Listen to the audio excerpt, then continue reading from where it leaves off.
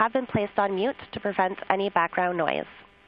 If you should need assistance during the call, please type in your support box located on your webinar screen. And with that, I will now turn the call over to Abigail Smith. Abigail, you may begin. Thank you, Julie. Welcome, everyone, and thank you for joining our Canadian Life Sciences Regulatory Update webinar hosted by Smart and Biggar. We're delighted that so many of you were able to join us today. My name is Abigail Smith, and I'm a lawyer in the firm's Life Sciences Practice Group, and I'll be your host and moderator for today's webinar. Today you'll hear from two of our firm's experts on regulatory and related IP topics. Alice Feng is a partner in the Life Sciences Practice Group, practicing in the areas of regulatory and marketing, and Nancy Pei is also a partner in the Life Sciences Practice Group, practicing in the areas of litigation and related regulatory matters. Fun fact, in addition to being lawyers, both Nancy and Alice are also pharmacists.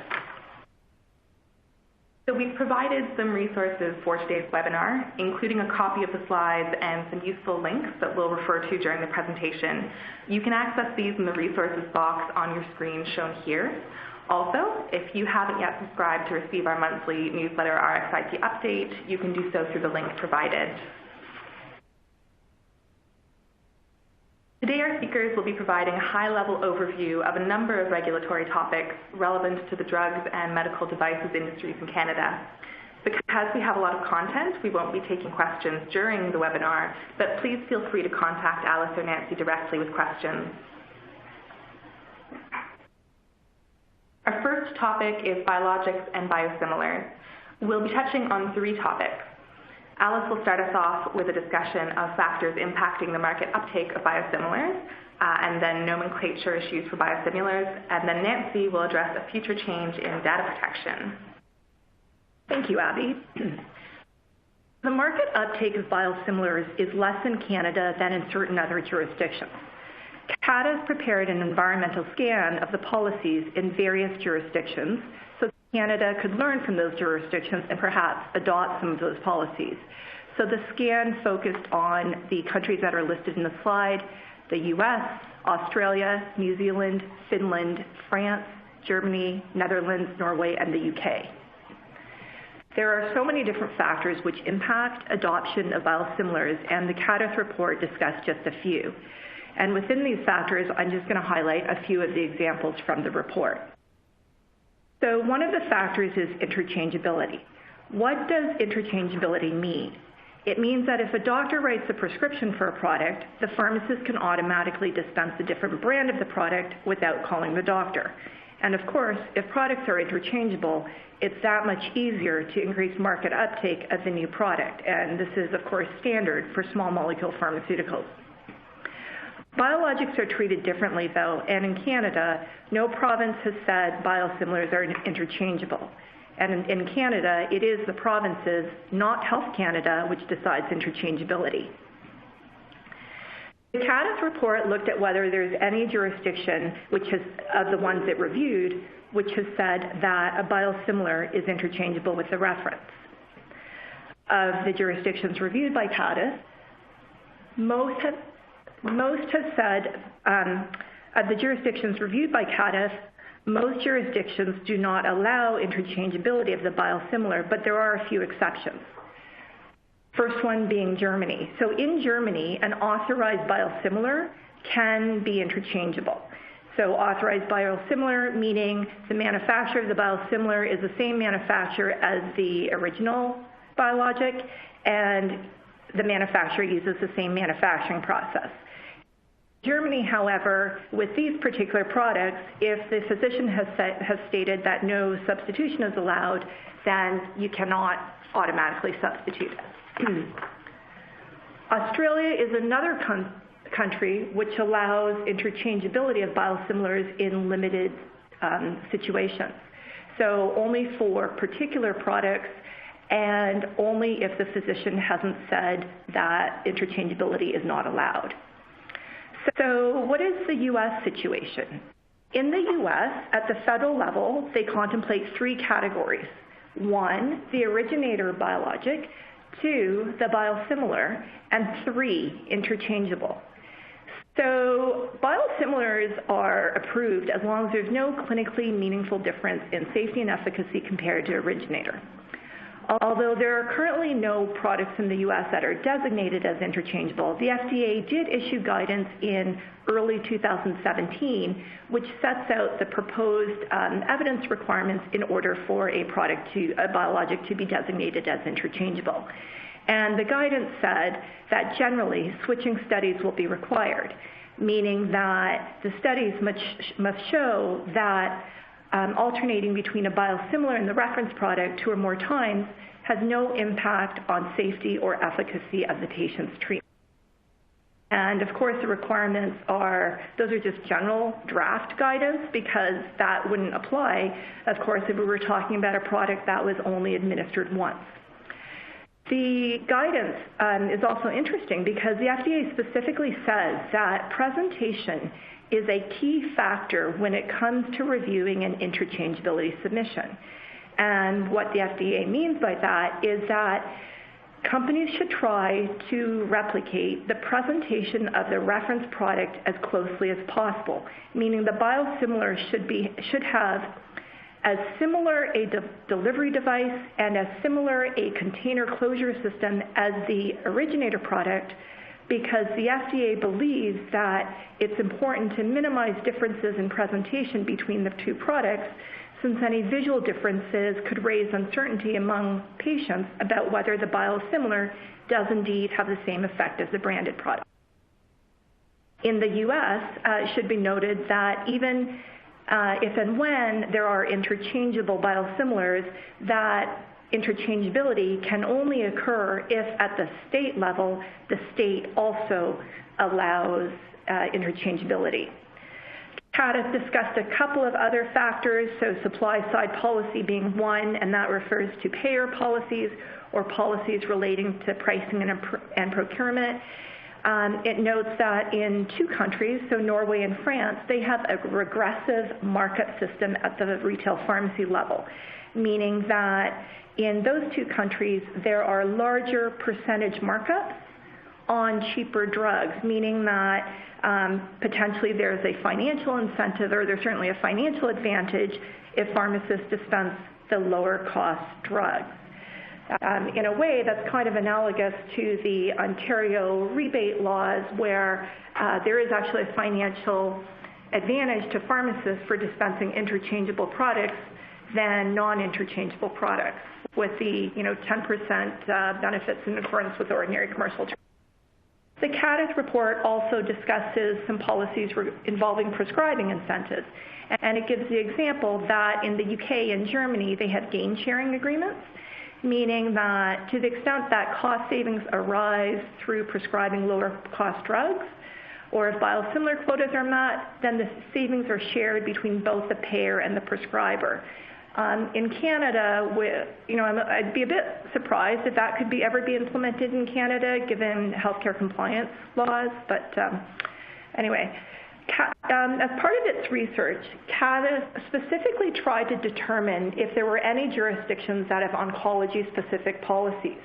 And it did so because one of the comments it made was that market uptake for biosimilars can sometimes be impacted based on the indication for the product. So for example, is the product indicated for a life-saving oncology treatment, or is it for a chronic disease? And in CADIS's research, it did not come across any differences in policies due to the drug's indication. There are many other factors which influence adoption of biosimilars, including nomenclature, which is my next slide. As some of you know, in January of last year, Health Canada and the Institute for Safe Medication Practices Canada, ISMP, they held a consultation on naming of biologics. 3 options were set forward. 1, continue the current Canadian DIN approach, DIN with common name. Number 2, brand name with common name, which is the EU and Australian approach now. Or option 3, which is the 4-letter suffix approach, which is the approach followed by the US, which I'm going to be talking about shortly. I'm not sure right now what Health Canada and ISMP are thinking, so this is still an open question, a very interesting question, because of course, to the extent that Health Canada decides to follow the U.S. approach, I think that will actually have that could actually have a significant impact in terms of market uptake of the biosimilar if it leads anyone to consider or think that the products might be different. So in terms of what exactly is the naming convention in the U.S., each originator biologic and biosimilar need both a core name and a distinguishing suffix. So distinguishing suffix means that there are 4 lowercase letters which are devoid of meaning. And the next slide shows an actual example. So this is Amgen's Neupogen. It shows the brand name, manufacturer. It shows the non-proprietary name when originally approved, some with the 4-letter suffix. And in light of FDA's now final policy on this, the likely changes to some of those common names in the future. There are numerous interesting questions regarding this nomenclature issue. I'm only going to talk about a few of them. One, the question, or a very contentious issue is, to the extent you're going to have a suffix, why is a suffix meaningless and devoid of meaning? So most biosimilar organizations would probably believe that no suffix is required, but even those companies and originators, they would all prefer to have a meaningful and memorable suffix instead of a meaningless one. So as an example, if you look at the chart, Sandoz's product was originally approved as filgrastim SNDZ, which makes sense because it's Sandoz, but because of the FDA policy, which believes in having a meaningless suffix, that may need to change to BSLM. Another interesting question, if and when there are interchangeable biosimilars, will the interchangeable biosimilar have the same suffix as the originator biologic? And the FDA hasn't decided that issue just yet. Final comment on this slide, what is the Federal Trade Commission's view of this? Last year, the U.S. Department of Health and Human Services issued a consultation on blueprint to lower drug prices and reduce out-of-pocket costs. The Federal Trade Commission made a submission, and a couple of the comments, a couple of areas that the FTC focused on were, one, it recommended that the FDA reconsider its naming guidance for biologics, and 2, that FDA expedite the approval process for interchangeable biosimilars in order to increase consumer acceptance of biologics and market uptake of biologics. Actually, the final comment I'm going to make about nomenclature is previously the WHO did have a proposal that was quite similar to the FDA proposal. The WHO has now actually kind of put a hold on that proposal, so could proceed again in the future, but for now the WHO is not necessarily proceeding with the FDA practice. And Nancy will talk about NAFTA 2. Thanks, Alice. So the big news for the life sciences industry in Canada coming out of NAFTA 2, also called CUSMA, was that assuming it's ratified, there will be an obligation on Canada to amend its laws to extend data protection from 8 to 10 years, which is still shorter than the 12 years for biologics in the US, but was still a very welcome development. So in terms of timing on when we might expect to see this change actually implemented in Canada, Canada is not required to implement this until 5 years from the coming into force date of CUSMA, and that date is still unknown, so it may still be a number of years before we see this amendment. Alternatively, Canada, of course, could choose to implement it far earlier than the actual deadline. Thanks, Nancy. Our next topic is patient support programs. PSPs are really important to the commercial success of a number of products. Alice, what issues should companies be aware of when establishing PSPs? Thanks, Abby. I'm going to flag a couple of interesting topics in this area. We're not going to talk about Quebec's Bill 92 in this presentation. So first thing I want to mention is that Biosimilars Canada, the trade association for biosimilars, they have selected and announced their preferred provider for PSP platform. And they issued a press release a few months ago. And what it said was the PSP platform will launch in 2019, and it will create a seamless and simple process for patients and physicians without any compromise to the quality of services provided to patients.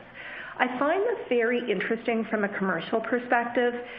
We've already talked about some of the reasons, some of the factors that can impact market uptake on biologics, and PSP programs could be one of them. So what I mean by that is if a biologic product is associated with a PSP program, it's possible that some patients might not be keen on switching to a different product, whether it's the originator biologic to a biosimilar or a biosimilar to another biosimilar, or quite frankly, even if it's a small molecule pharmaceutical to a generic. You might not be keen on switching if you actually have to change to and use a different PSP service provider, or go to a different clinic, or use a different, go to a different nurse, for instance. Change is a hassle. It can be unsettling and difficult for, lots of people. To the extent the competitor product, and again, this could be a biosimilar, it could be the originator, it could be a generic, it could be any innovator or any competitor. To the extent they use a PSP provider, both the healthcare professional and the patient could be a bit more comfortable, or potentially at least a bit less inconvenienced than if they had to use a new service provider, go to a new clinic, or deal with new nurses. And, I think that has a lot of really interesting commercial implications, when you're thinking about which PSP service provider to use, when you're thinking about how to negotiate the contract with the PSP service provider. So I just wanted to flag that. In terms of the contract with the PSP service provider, I'm only going to talk about one thing on this slide, which is that typically, with a lot of the contracts with PSP service providers, it'll say things like, if you do X or if you don't do X, then we're going to terminate. One other approach is to include something to the effect of, if you do X, or if you only do X in this amount of time, then I only have to pay, let's say, 90% of the fee instead of 100%. So in other words, actually have service fees that are tied to service levels, rather than only having provisions which say, if you do or don't do something, I can terminate the agreement. I think that actually gives parties a lot more flexibility, and could actually be helpful for both sides in the long run, in terms of ensuring that you actually get the services that you want and expect. Getting to the next slide, one question we've gotten a bunch of times over the years is whether PSP programs can be open to off-label use. And by off-label use, I refer not just to unapproved indications, but also unapproved dosing regime, unapproved patient population. And my comment is that there's no blanket prohibition against expanding PSP programs to off-label use.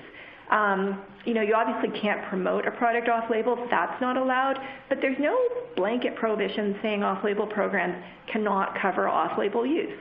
And when clients ask us this question, it's not because they're trying to promote their product in some, for the wrong reasons. It's because patients, patients may need the PSP program services, whether they're using a drug on or off-label. What I did want to flag, though, is if you are considering this, there's a lot of considerations that you need to take into account. from a regulatory, product liability, patent, commercial perspective. And so it's something that you want to be very careful about, and it's a very fact-specific analysis depending on, the product and issue and things like that. Next slide, PSP enrollment and consents. Some companies have PSP programs where patients or healthcare providers can enroll into the program using, based on paper or using hard copies. Other companies might use online portals. Just want to flag that there can be advantages with using online portals to the extent that you have a program that makes it as easy as possible for doctors to register, for doctors to write prescriptions, because now digital prescriptions are a lot more, they're more acceptable by certain provinces now than a number of years ago.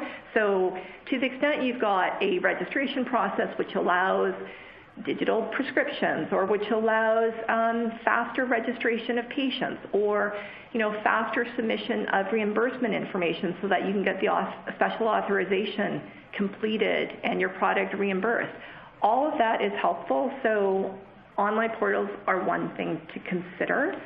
The other thing I wanted to mention about PSP programs is maybe, it's worthwhile every now and then to recheck your consent forms. And what I mean by that is some PSP consent forms say things like, we can collect, use, and disclose your personal information for purposes required to provide the services to you. You may want, and as well as, as required by law or something like that. You may want to be broader than that. So real-world evidence, which is evidence about the use of a product which is not from a clinical trial, but it's just evidence about a patient's actual use of the product at some clinical trial. Real-world evidence is becoming increasingly important, not just from the reimbursement perspective, but also from a Health Canada regulatory approval perspective. And so you might want to think about including in your consent forms the fact that you might be, using the person's personal information for real-world evidence purposes. And of course, you can't require that of a patient. You would need it to be opt-in or opt-out, but at least it's something to think about. Final comment about the consent form itself. Sometimes consent forms are more restrictive than they have to be. And what I mean by that is sometimes it'll say the pharma company will only receive de-identified information. They'll never get the personally identifiable information about the patient. And if you don't need to say that, then consider why are you saying that. So whether it's because you might want the information for real-world evidence purposes, or because you need to audit your service provider, or potentially a very real possibility, you want to bring the program in-house. So, it's not just transferring the program from one service provider to another, it's actually bringing the program in-house. In that case, you would have personally identifiable patient information. Thanks, Alice. Our next topic is transparency. There's been a huge shift in transparency in the industry over the last few years. Information that you either couldn't easily get or get at all, even with an API request, even just a few years ago, is now proactively released by Health Canada. Nancy's going to start by telling us about some expanded Health Canada databases, and then Alice will tell us about transparency issues related to medical devices, clinical trial information, and some provincial transparency initiatives. Nancy? Thanks, Abby. So Health Canada recently, at the end of December, posted a very helpful new webpage on its site. And this webpage lists most of the Health Canada drug and device databases. So on one page, you'll see the databases that you go to regularly, for example, the NOC database, the Patent Register, the Register of Innovative Drugs. And there's a link to that web page on the resources box and on the slide itself. So one of the databases that's linked there is the Submissions Under Review database, which has expanded since its inception in 2015. And I'll talk about that a little bit more when I get to my next slide. And I also wanted to note that certain regulatory decision summaries for ANDSs and SANDSs will also now be posted. And Health Canada has advised that they will post those RDSs that they feel will be of interest to stakeholders. An example they gave was where they depart from guidance significantly in connection with any given submission. So that will be an interesting database to keep an eye on. So turning to the submissions under review list, we now have 2 lists to review. The original one is the SUR list, and that has been expanded. And it's been expanded in 2 ways: to add submission class entries, and secondly, to add sponsor names. And these are only for NDSs and SNDSs that were accepted into review after October 1 of last year. So if you're like me, you are wondering what a possible class entry is, and it's actually quite interesting. There are 7 possible class entries, and 3 examples of class entries are biosimilar, a new active substance, or a submission relying on third-party data. So again, all interesting information. And I'll use the word interesting again because I want to talk about the GSUR list, which is the brand new database for generic submissions under review. And it only extends to those submissions accepted into review after October 1 of last year, so it's very new. And note that unlike the SURs, it will not, or it doesn't at least yet, include sponsor names. So it's an exciting development because before this database existed, the first you'd hear of a generic filing was when you received a notice of allegation, if you had patents on the patent register, or if you didn't, the first you'd hear of a generic filing is the issuance of a generic NOC. So now with this database, you will potentially be able to see generic filings earlier. But a few notes of caution on this. You actually might see an NOA before you see the ANDS listed on the GSUR for a few reasons. First, obviously, we are in a period of transition, and the GSUR only extends to drugs accepted into review after October 1. Second, the GSUR is not updated immediately. The goal is to update it once a month, and we understand that the goal specifically is to update it on the 10th of each month. I wouldn't necessarily bank on that being the magic date that they're going to update every month, but that is the goal. And finally, there is a disconnect in terms of timing in this respect. An NOA can be served any time after the generic filing has been deemed administratively complete. However, the GSUR list is just that. It's submissions under review. And what that means is that that submission must have passed intake and screening before it gets on the list. So that's another 10 plus 45 days approximately after filing to get there. And further, once you see that an ANDS is on the GSUR list, you have no idea. You will have no idea when you're actually going to see a notice of allegation if you haven't received one already. There's no deadline under the linkage regulations within which the generic needs to serve a notice of allegation. And there's also no regulatory exclusivity incentive for the generic to serve a notice of allegation quickly and early. And that's unlike, for example, the US 180-day exclusivity provision. So you'll see a generic filing on the list, but you'll still be quite blind as to when you're going to receive an NOA, and you actually could be lucky and not receive one at all because the generic could agree to await patent expiry. So Alice is going to take over from here on this topic and talk about some further transparency initiatives by Health Canada and beyond. Thanks, Nancy. So a few weeks ago, Health Canada released its action plan on medical device reform, and the action plan covers a variety of issues. This chart is only going to discuss the issues which relate to transparency. First one, Health Canada will be proactively disclosing clinical trial data for devices. And this initiative will also apply to drugs, and it's discussed in a bit more detail in the next slide. The regulations expected to be passed come into force later this year. Once that happens, clinical trial information in both device applications and drug submissions will be proactively made available by Health Canada. Companies will be required to de-identify the clinical trial information so that Health Canada can disclose it. The next comment in the chart is that Health Canada will now prepare regulatory decision summaries for more medical devices. Currently, it's just Class 4. Go forward, it'll be Class 3 as well. Next point on this chart, currently Health Canada has a lot of info on its website with respect to adverse drug reactions. On a go-forward basis, there'll be a lot more information regarding medical device incidents.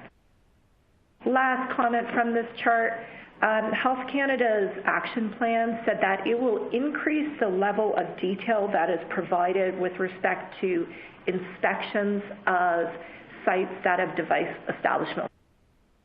So you may know that right now you can go onto Health Canada's website and you can find out inspection information about any site that has either a device or a drug establishment license, including whether it was found non-compliant, some of the observations that are cited.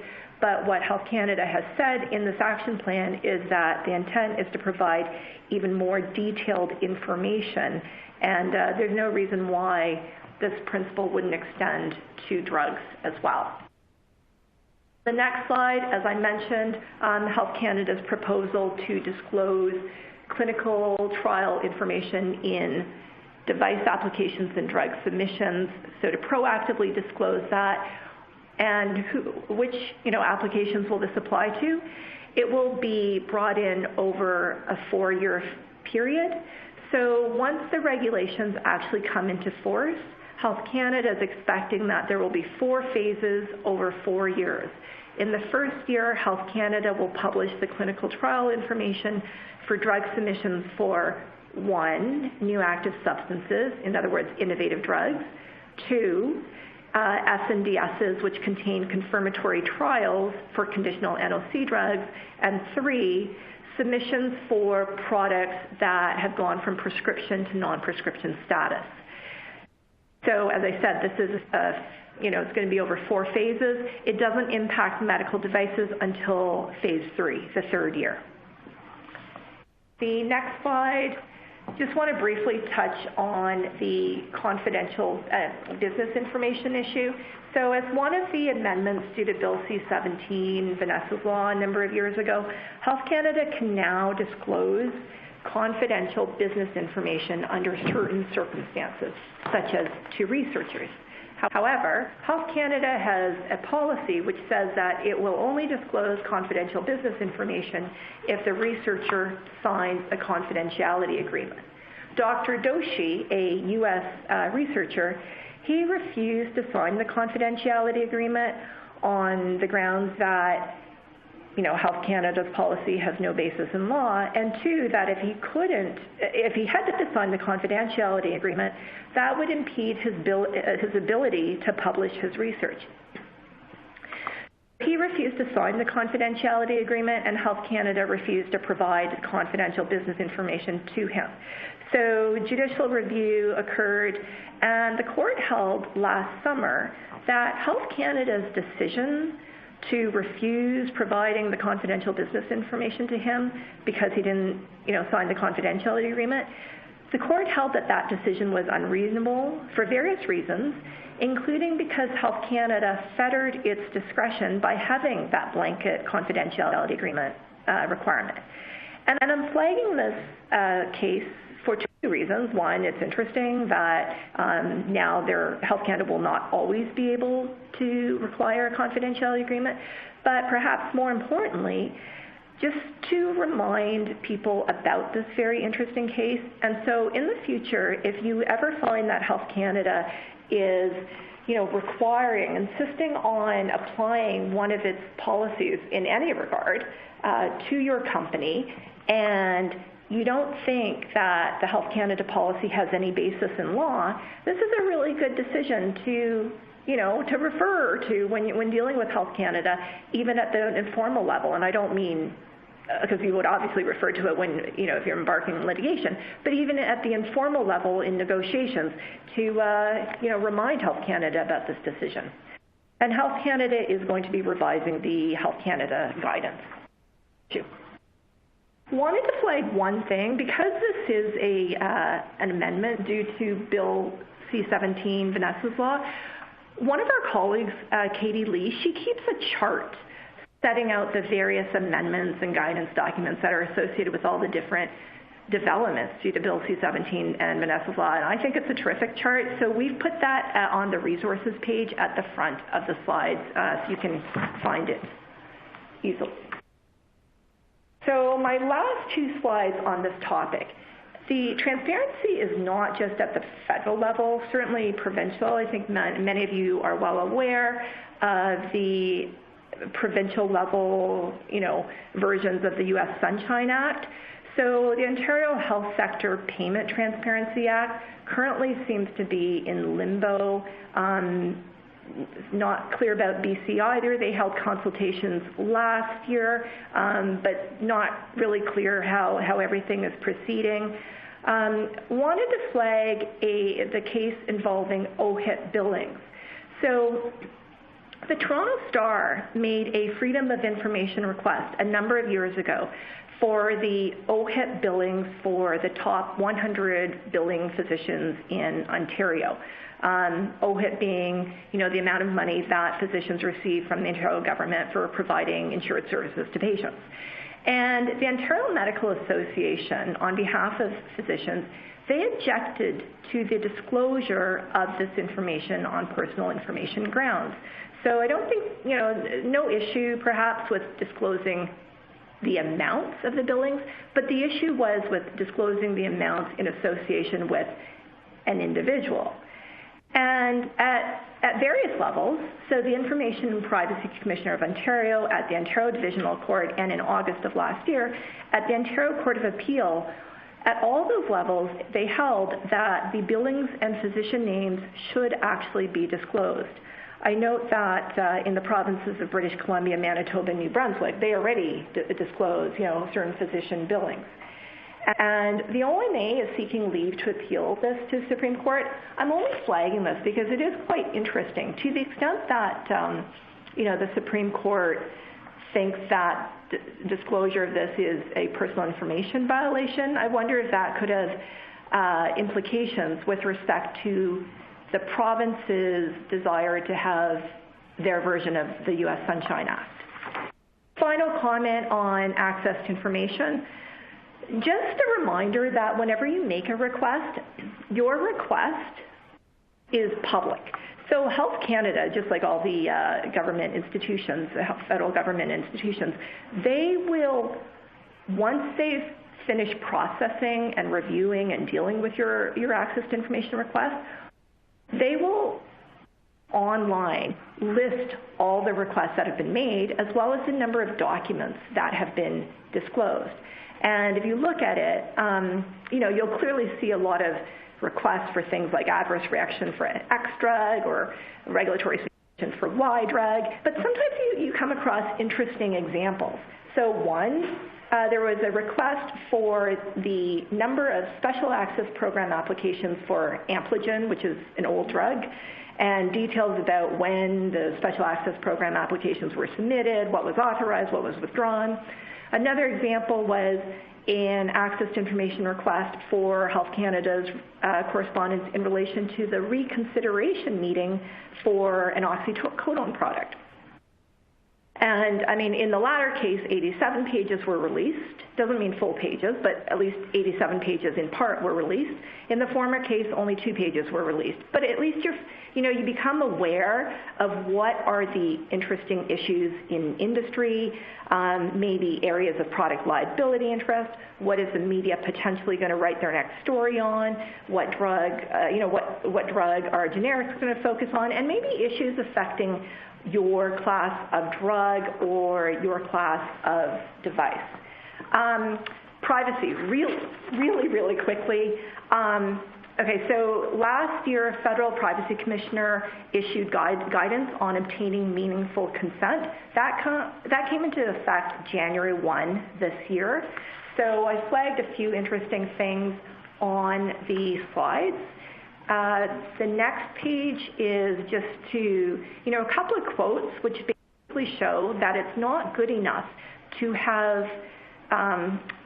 if ever asked, whether you have someone's consent to collect, use, disclose, or whatever personal information. You can't just point to a line buried in a privacy policy. You have to show that when you collected that, or when you got that consent, that consent was provided by the person in a way that you're sure that the person understood exactly what they were consenting to and that they had a clear option to say yes or no.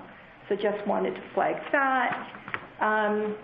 Final comment in terms of privacy is the mandatory breach reporting. I'm sure you're well aware of that.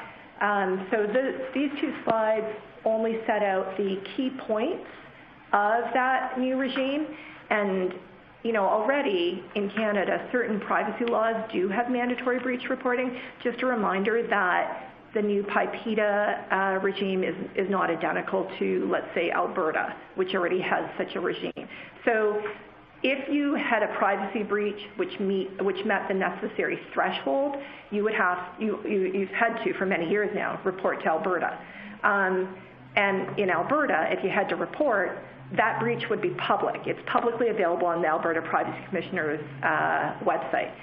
In contrast, if there was a breach that had to be reported under PIPEDA, that information is not publicly available proactively on the Privacy Commissioner's database. Alice, our next topic is the intersection of certain regulatory and patent regimes. Nancy is going to briefly describe these regimes, how they differ, and how they intersect with various regulatory submissions. So the 4 regimes I'm going to discuss are the 3 patent-related regimes that you see in the boxes on the left. So the Patented Medicines Prices Review Board, the Patented Medicines Notice of Compliance Regulation, and Certificates of Supplementary Protection. And then the box on the right is the 1 regulatory exclusivity regime that we have in Canada, which is data protection. You're probably familiar with, at a high level, as described here, of what these regimes relate to. I'll just highlight that certificates of supplementary protection, because it is the newest regime, carries with it a maximum 2-year additional patent-like term. And you'll readily appreciate that the PMPRB stands apart from the other 3 regimes insofar as it's the only regime that you're not actively trying to engage. And unfortunately, as we'll see, though, as we compare the various regimes, that it's the easiest one to engage. So starting with focusing on the patent regimes. So the nature of the claims, the list is the longest for PMPRB because it covers process patents as well. And CSPs has the shortest list. It only extends to medicinal ingredient claims, whether as the sole medicinal ingredient or as a combination of medicinal ingredients, and extends to use claims as well. In terms of any limit on the number of patents that are relevant, for PMPRB reporting purposes, there's no limit. So every relevant patent needs to be reported. And as to whether getting a further patent further engages the jurisdiction of the board, which is a question that does come up from time to time, it does, but only insofar as it extends the term under which you're protected by a patent. In terms of PMNOC for listing purposes and assertion and litigation purposes, there's no limit on the number of patents. And for CSPs, there is a limit of 1 because there can only be 1 CSP per drug product. So turning now to the regulatory interface, the nature of the relevant approval is again different as amongst the 4, with the PMPRB having the longest list again.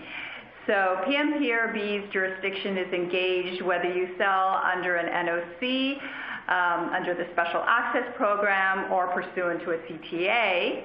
However, the other 3 regimes are only engaged if you have an issued NOC.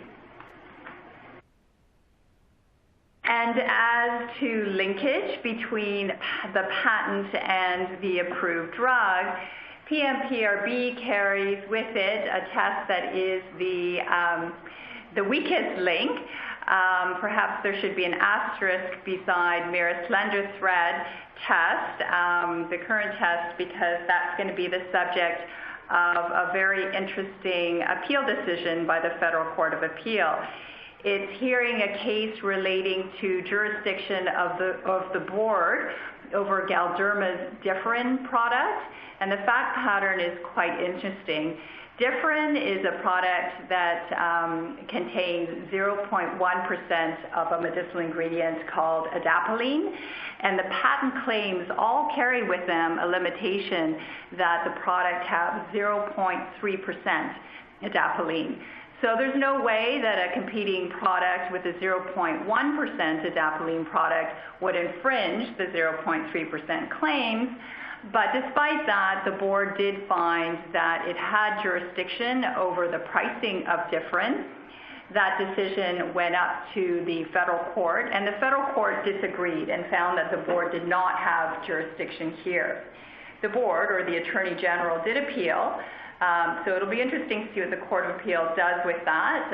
Is the correct test for jurisdiction the merest slender thread of a connection between the patent claims and the product? And even if it is, what does that mean in application? What's hopefully a clearer test for application in different fact patterns? So continuing with the linkage between patent and approvals in connection with PMNOC, there needs to be a tight linkage under that regime.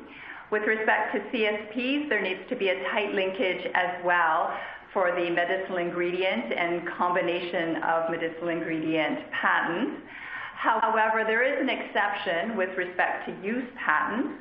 A use patent can be eligible for a CSP even if that USP is not approved. So in terms of deadlines, this is really just a snapshot of some relevant deadlines. Not all deadlines have been included on this slide.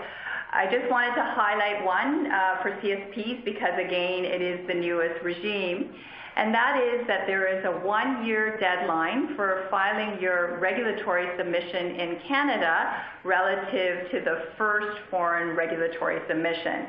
The foreign regulatory submission is defined, but it does cover off the main jurisdictions.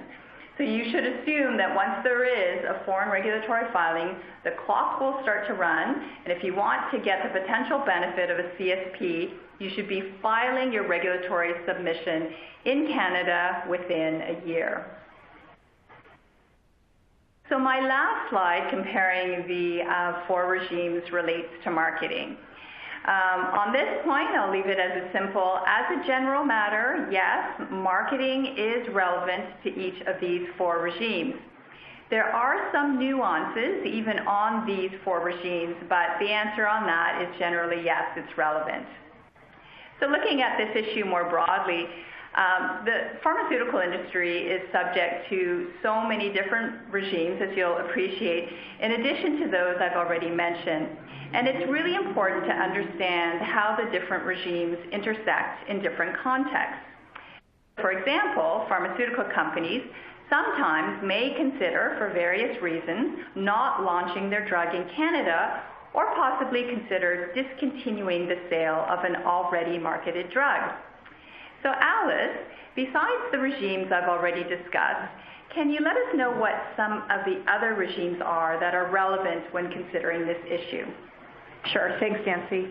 There are many regimes, and I'm just going to talk briefly about one example. Ontario formulary laws, for instance, actually give the Ontario government very broad discretion in determining whether to list or delist a product. And they can list or delist if it's in the public interest. And the wording is broad enough that the Ontario government could potentially exercise that discretion in relation to a company's practices with respect to a completely different drug than what is being listed or delisted. So that's just something to think about. Other regimes, for instance, the Access to Drugs in Exceptional Circumstances Special Access Program, both Canadian and U.S. laws regarding internet pharmacy and gray market goods, all of those are relevant to any decision to either stop selling a product in Canada or to not launch a product in Canada, and whether that means not even getting the NOC or getting the NOC but just not marketing. So our final slide on this topic was just to provide one takeaway with respect to the four regimes that I've been discussing. So with respect to PMPRB, I think perhaps the first thing everyone thinks about when they think about PMPRB these days is the December 2017 proposed amendments to significantly alter the pricing rules. And those amendments, while they were supposed to come into force this month, did not. And as to when we will see the final amendments and when they'll be in force, that is still as yet unclear. And it's also unclear as to the form the final amendments will take. Going in parallel with that is ongoing work on revising the guidance that will accompany the amendments to the regulations. Those are still under consideration, but it will be very important to see how those guidance documents read in final form, because they will show how the PMPRB is implementing in practice. So in terms of PMNOC, the September 2017 amendments completely overhauled the litigation process. So on the litigation side, we're in a completely different world with respect to the linkage regulations. The patent listing rules, however, from a timing and an eligibility perspective, remain unchanged. So your systems should be the same as they were before those sweeping amendments. I just wanted to note one point on that, and that does tie into the litigation side. And specifically, once you're served with an NOA, you can actually now assert unlisted patents. So it is a possibility that in certain circumstances, you actually may choose not to list a patent on a patent register, on the patent register. So something to consider in light of the amendments. So in terms of CSPs, there is an interesting provision that permits a third party to come in and actually, surprisingly, get a CSP on your drug product. And what that means is that if you also apply for a CSP, those applications will be put into conflict. And therefore, what you're going to want to be is in the highest priority grouping for conflict purposes, which means getting your patent grant before the NOC issues. So because you're going to be blind as to strategies of any third party with respect to any filing, you really are best to at least consider trying to line up those dates to get in that highest priority grouping. And in terms of data protection, I really can't top the news that came out this year with NAFTA 2 that the term for biologics will increase from 8 to 10 years. Thanks, Nancy. Our last topic is cannabis for the life science industry. There's a lot to talk about on this. Alice, what do you think our life sciences attendees would want to know about? Thanks, Abby. So you will know that as of October 17 last year, adult use, otherwise known as recreational cannabis, became legal. You may know that medical cannabis use has actually been legal in Canada since 2001. So as of October 17 last year, what actually happened? Cannabis has been removed from the Controlled Drugs and Substances Act, so it's no longer a controlled substance. It has been added to the prescription drug list, with certain exceptions. So certain parts of the cannabis plant, for instance, are not. But otherwise, cannabis is part of the prescription drug list. What that means is your typical cannabis cultivator or processor or seller, they can sell cannabis, but they can't make health claims with respect to cannabis. However, anyone who wants to make a health claim for cannabis, to do so legally, you have to follow the normal prescription drug list route, meaning get a new drug submission. And you'd be subject to the Food and Drugs Act. Only certain forms of cannabis are legal, so currently, dried and fresh cannabis, cannabis oil, capsules, things like that, within 1 year of October 17, 2018. So as of October 17 this year, there will be additional forms of cannabis that are legal. Cannabis-infused food and beverages, otherwise known as edibles, concentrates, so if you wanted to vape it, topicals, but unless a dosage form has been specifically indicated as being legal, then that cannabis dosage form is not legal. Unlike recreational or adult use cannabis, medical cannabis has no age restriction. Anyone can have it. To get medical cannabis, you need a prescription, but actually called a medical document, from a licensed doctor. When you register with the licensed cannabis company, federally licensed cannabis company, they have to mail the cannabis product to you. You can't actually go to any bricks and mortar store to pick it up.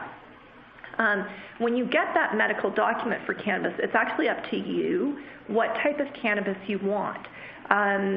Whether that means, do you want cannabis oil? Do you want dried cannabis?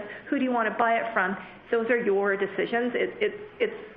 There's a lot more flexibility compared to the traditional pharmaceutical where, the prescription is for a specific product, a specific dosage form, specific dose. Years ago, when the government first enacted cannabis legislation, the government wanted pharmacies to be part of the distribution system of cannabis. At that time, the Pharmacy Association did not want to be part of it. This is a long time ago. There's more stigma. Pharmacists thought, well, if we were part of it, it would legitimize it, and we don't understand how cannabis works. That's a big sea change compared to the last couple of years, where you may know that pharmacies now have been very active in terms of trying to be part of the whole cannabis industry. I want to briefly touch on, so just to reiterate in terms of you can't make health claims for cannabis unless you follow the Food and Drugs Act or regulations to the Food and Drugs Act. So in the future, that will include natural health products and veterinary health products, but those will only be for products that contain CBD as opposed to cannabis products that contain CBD and THC.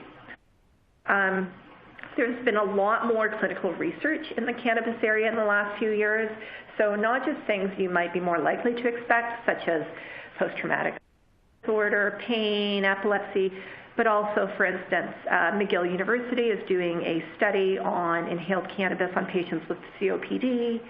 University Health Network in Toronto is studying cannabis in patients with Tourette's. So I think cannabis is a big area in the medical field. So my final slide, some people wonder whether the medical cannabis industry will disappear now that recreational cannabis is legal. I don't think so at all, for a whole bunch of reasons, including because cannabis is increasingly covered by insurance, and even though it doesn't have a DIN. So not having a DIN was never a barrier to coverage, although some people might have said it was before. A couple of things I want to flag in particular. So Who is interested in cannabis? Well, just to give you a couple of commercial examples, Tilray is a major cannabis company in Canada, owned by a U.S.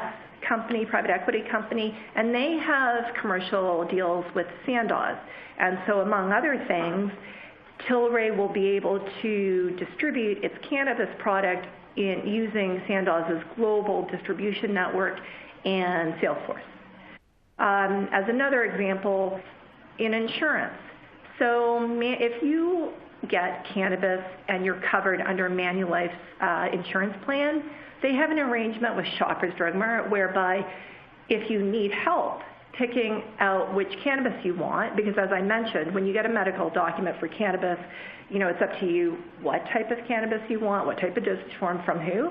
So if you're a Manulife, if you're covered under Manulife for cannabis, you can reach out to specially trained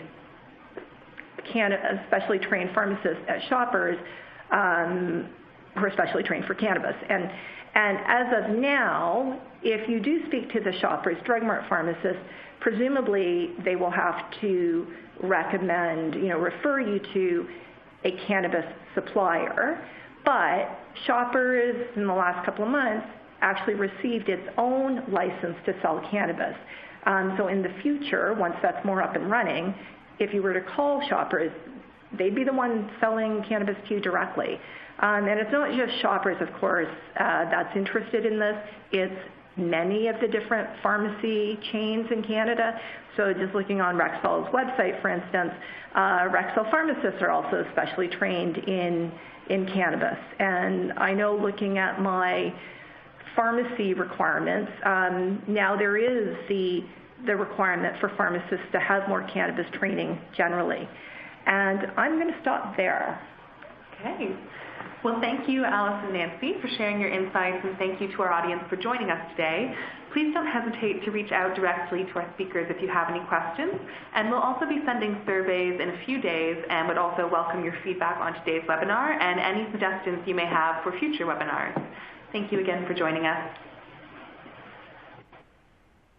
This concludes today's conference call. You may now disconnect.